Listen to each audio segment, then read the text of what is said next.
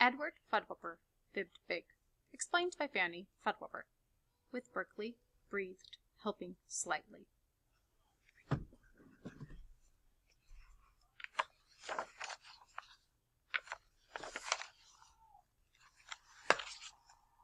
From a long line of liars, there's none higher upper than my fibbin' big brother, the Edward Fudwupper.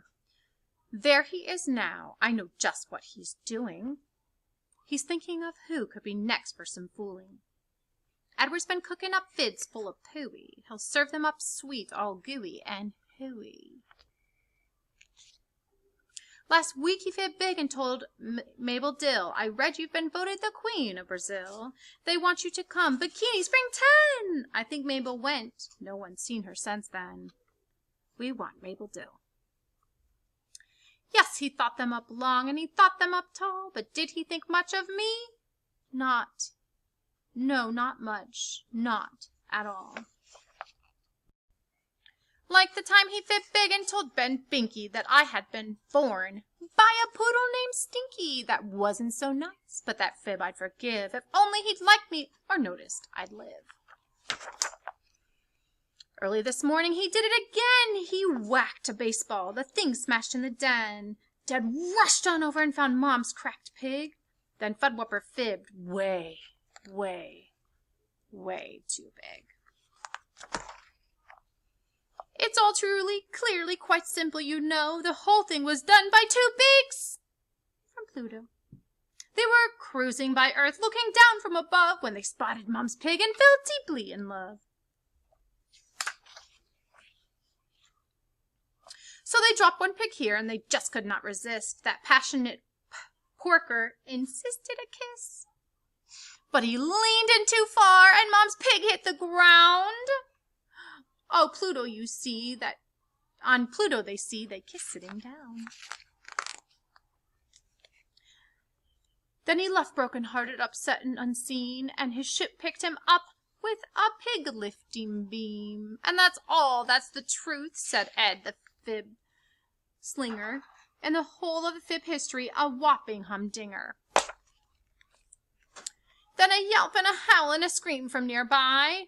Lorna May Loon had been listening outside. Mabel Dill, she said loudly, has been missing for days. She must have been grabbed by those pig-lifting rays. She got to the phone and screamed loud and shrill, Space monster piggies have nabbed Mabel Dill. They're coming for me, they're coming for you. Send the army, the Air Force, the dog catcher too. And that's just what they did. They came for space pigs with planes and with tanks and with loud whirly gigs. Oh, it was dreadful, a real world stopper from all the from an Ed Fudwupper fat whopper. They pointed their loudspeaker dishes to space, and those generals roared till they were red in their face. Now listen out there, we'll shout, yes we will. Come back here at once and bring Mabel Dill.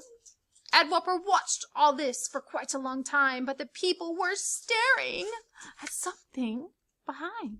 Oh, rats, Edward thought, how much more could there be? Come on over, George.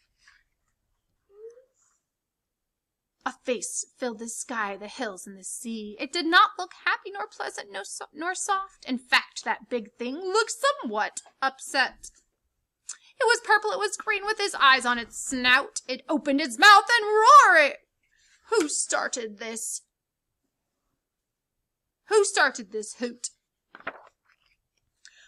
I live quite close by, just 2 galaxies down, and I just cannot sleep with this fuss and this sound. I know nothing of pigs nor the lost Mabel Dill, so someone's been fibbing with a slippery skill. Who is this gnat? Point out where he's at. I show him to me, and I'll swat him down flat. Uh-oh.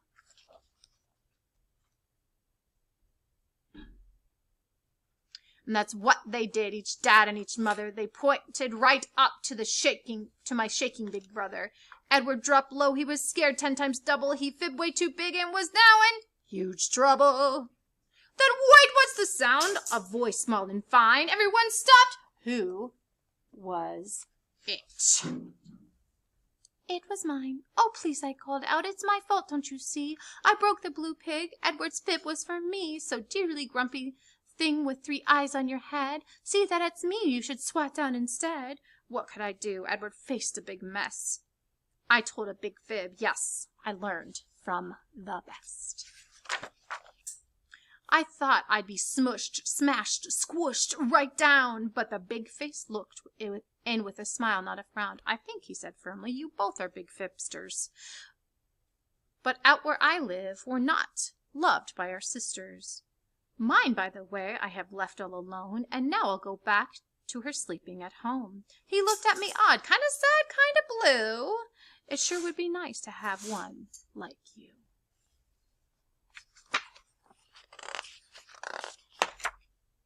Then he turned round his ship and back home he drove her, and I turned to find Edward looking me over. He said not a thing as we walked back to Dad, where there he looked up and confessed I've been bad. So we taped and we glued and we fixed up Mom's pig, and we told Mom the truth that we'd fibbed fat and big. Our folks hugged us both and collected no fines. But we sat in time out to pay for our crimes.